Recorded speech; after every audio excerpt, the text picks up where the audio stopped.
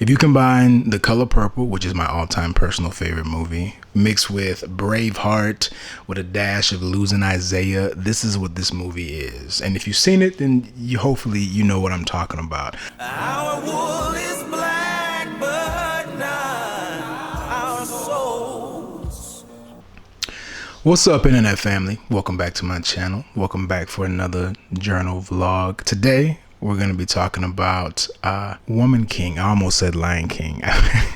We're going to be talking about The Woman King. It's a film that just came out over the weekend, starring Viola Davis, talking about the Dahomey tribe of female warriors out of West Africa. I want to just say that it's a phenomenal movie, personally. Like, if you go into it on just the audience level of watching a movie with a great story, a great cast, it gives you all of that. If you combine The Color Purple, which is my all-time personal favorite movie, mixed with Braveheart with a dash of Losing Isaiah, this is what this movie is. And if you've seen it, then hopefully you know what I'm talking about. I do have my notes pulled up, so if you see me looking down, that's what I'm doing, just to make sure I don't miss anything. I don't want to give away too many spoilers, but I'm gonna try to keep it to a minimum. But I will be giving away some spoilers, so if you haven't seen it and you don't want to know anything, watch it anyway. So this movie is not about slavery, okay? I repeat, it's not about, it's not about slavery in the traditional sense that we're used to seeing it in America, with plantations and whippings and stuff like that. But of course, when you're dealing with a movie that involves Africa and it takes place in the 17th and 18th century, you're gonna have slavery in the mix. But this movie is about, I would say, redemption, love, family, fighting for what's yours. Now, this movie is under heated controversy right now. I believe there's a boycott trying to go around to stop the movie. I hope that it doesn't. However, I do understand how some who are stuck on historical facts can watch this movie and be like, no. The Woman King is a 2022 American epic historical drama film about the Azogi, the all-female warrior unit that protected the West African kingdom of Dahomey during the 17th to the 19th centuries. Set in the 1820s, the film stars Viola Davis as a general who trains the next generation of warriors to fight their enemies. It is directed by Gina Prince Bythewood, who also wrote and directed Love and Basketball. If you know, you know. Another classic, in my opinion. Now, the movie. I will say that this movie doesn't lack at all in plot, in storytelling, in action. Okay, I'm talking about from the beginning, from the opening credits. So just from the opening scene, you see the Dahomey women rise up out of the grass in their glory, all glistening and shining, about to attack this tribe who has captives from, I believe, probably another slave trade that they were trying to do. Even though the Dahomey is known to be slave capturers and slave traders themselves, but the most vicious in the land. Honestly, it's all about power and it's all about territory, from what I understand. And you definitely kind of see that, but it's also kind of downplayed in a lot of ways. So where the story kicks off is the Dahomey has a rival tribe called the Oyo. They are both in the slave trade. They are both in the transatlantic slave trade, and it's all about power and who has control of what. And basically, tension arises from these two tribes when the Oyo tribe flexes on Dahomey about who runs the trade, the ports, and things of that nature. And also because they were known to kind of take their women and make them into warriors. The Oyo tribe has a contract with European slave traders who are led by Santo Ferrara. We'll just call him Boy Zendaya, because the wig they had on this. And by half white, half black Malik. His mother was a Dahomey tribal member and his father was a white European slave trader. There's a small portion of the Dahomey women who are kind of going into conflict over the slave trade and that they feel like they don't need to do that anymore. That is a despicable, horrible thing, which it is. And so they go to the king, played by John Boyega, which kind of gave me like a Coming to America, just let your soul glow type of vibe. I don't know. He didn't, Anyways, So they go to him and basically they kind of have this thought juggling of maybe they should stop selling bodies and start selling more palm oil, more goods and things of that nature, again, as opposed to bodies. However, they realize that that's not going to make them a lot of money. Again, it's about money and it's about power, but it's something that the king is interested in and he's looking to kind of agree with. However, it's going to be difficult because at that time, power meant everything. Like, to protect your tribe means that you control a lot of the land. A lot of the land was controlled through slave trading, which was brought in by the Europeans. So the Europeans kind of had the biggest influence on the tribes and the majority of the African diaspora, because that's kind of where they were in terms of economic growth and power. Now enters the main character, Nawe, played by, I don't want to bot this baby's name, played by Thuso Mbidu. I hope I said that right. She is the main character of the story. You think that Viola Davis is, but it's actually this girl. She's a 19-year-old girl who was adopted as a baby and was basically dropped off at the kingdom's door by her father because she refused to marry a man that would beat her. With women who didn't want to do that, they would often become warriors and protect the kingdom. So that's how Nawi ends up with the warrior Amazon. The husband that bought her essentially was like, take her back. Baby's a bit too spicy for me. So when she comes into the kingdom, she's met with these other women who actually take her in and they love on her and they show her sisterhood, even though she has like this slightly arrogant, spicy kind of firecracker persona. I did not have an easy life. I want to be with the others. I want to fight for my king. She enters the kingdom and she kind of pledges her life to the warriors. And once you become an Azogi warrior, you're a warrior for life. You can't marry, you can't have children, none of that stuff. You're dedicated to the kingdom and protecting it. And there she meets my two favorite characters. They're higher up warriors. My all-time favorite character is Azogi, played by Lashana Lynch. Are we trying to cook? You are cooking a body, not a yam. Give that baby all of her flowers, because she added something to the movie that was beyond what was probably called for. Like, don't get me wrong, all the performances were superb. There was not one leading character that did not do what needed to be done. Okay, but just something about Azogi, she kind of stole my heart. I don't know if it was the nails that gouged out people's eyes. I don't know if it was just the slight sass in her. It was just everything. They pretty much take her under her wing. She kind of has a hard start, but I must say that she has the heart. Like, she takes it like a champ. And so during the training and things of that nature, she kind of shows up and she shows off. There is this obstacle course that you have to pass in front of the king that will kind of initiate you into actually being a warrior.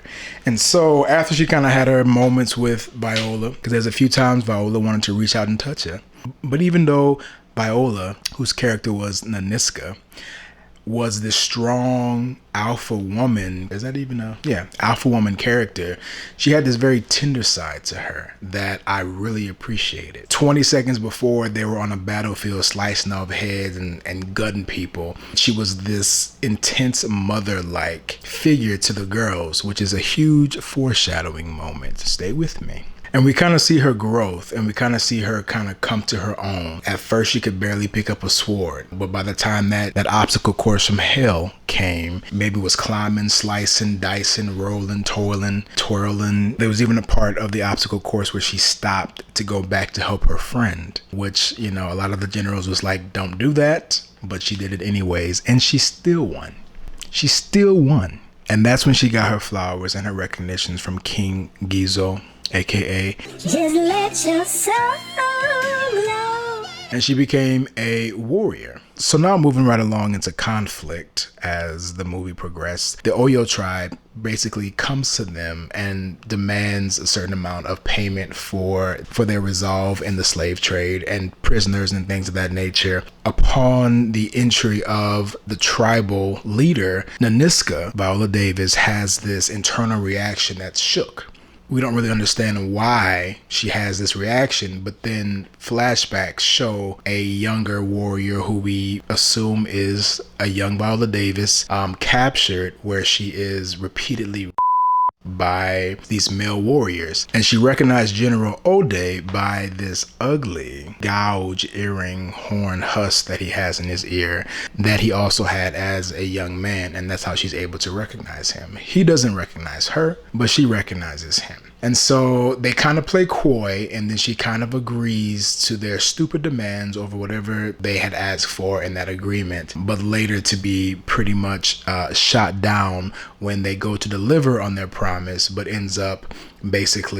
ends up trying to go in for a kill. So once she recognizes who this is, I think all she cares about is getting this man's head on a stick. And so that's pretty much her goal. In the first attack, she attempts to do that, but is unsuccessful.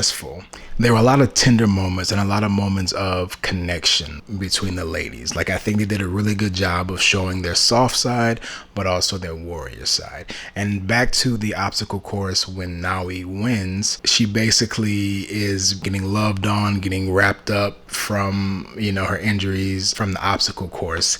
And she reveals that she's an orphan, which Viola Davis kind of has another kind of jarring reaction to that. As a viewer at this time, you're like, I don't know what that's about. But it's all foreshadowing. That's all it is. So she has this reaction to her being an orphan that's kind of jarring to her and the audience.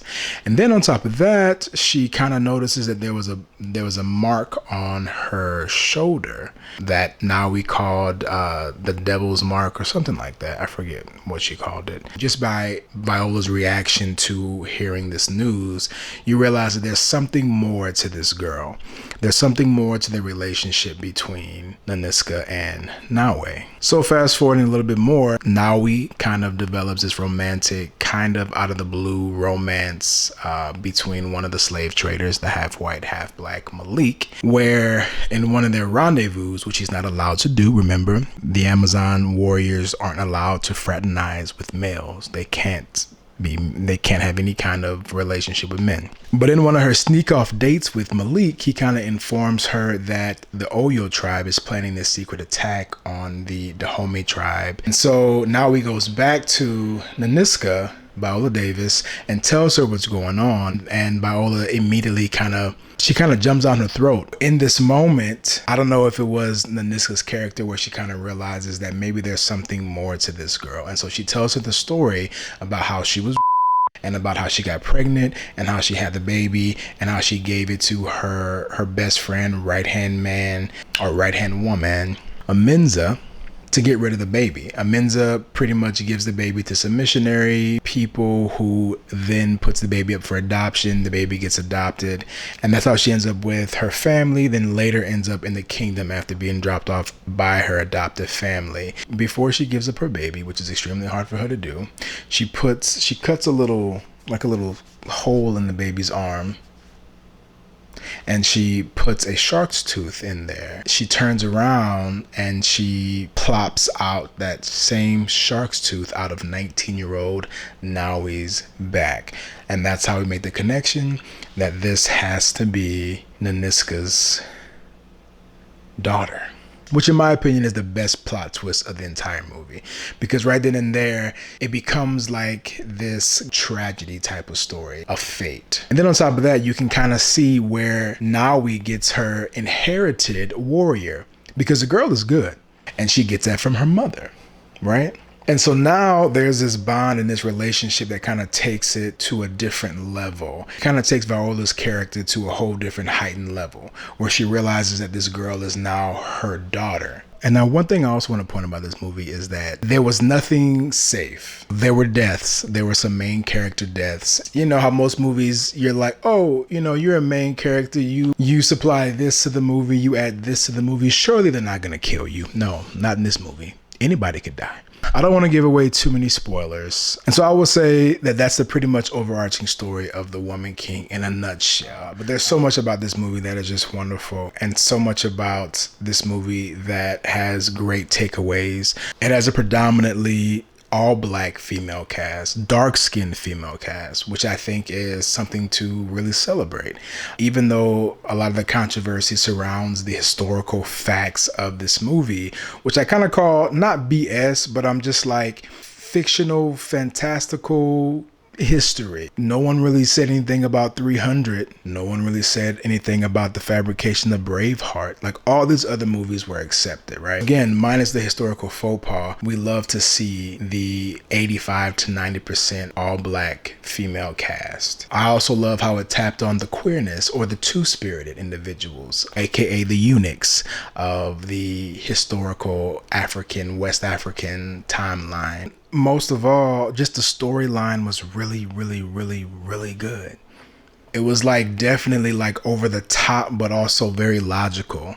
You know what I mean? By her figuring out that this girl was her daughter that she gave up, that it was fate that they would, come together, that everything that she had lost was kind of bringing itself back to her in completion. I love how they talked about and how they touched on African spirituality, which is something that's been ripped from a lot of us, right? Knowing where you come from is one thing, but knowing who you are and where you come from is a huge thing. And I love the aspect of this movie that touches on a lot of those things. And then again, the acting. The acting was absolutely superb. I mean, from Viola, of course. Viola's going to give Academy Award par. But Lashana and what's that baby's name? Sheila Atim. And even Thuso, John Boyega, all of them, like they all did really, really, really well. I will say that again, John Boyega didn't really look like the African king that you would probably think in that time. Like when you think of African king, you think of like Shaka Zulu or Forrest Whitaker or I don't know, just a more line on the head, scarred up. He was really pretty. John Boyega was too. He was kind of pretty. Always hydrated. His hair always looked hydrated. His skin always was. He was given Prince. You know what I mean?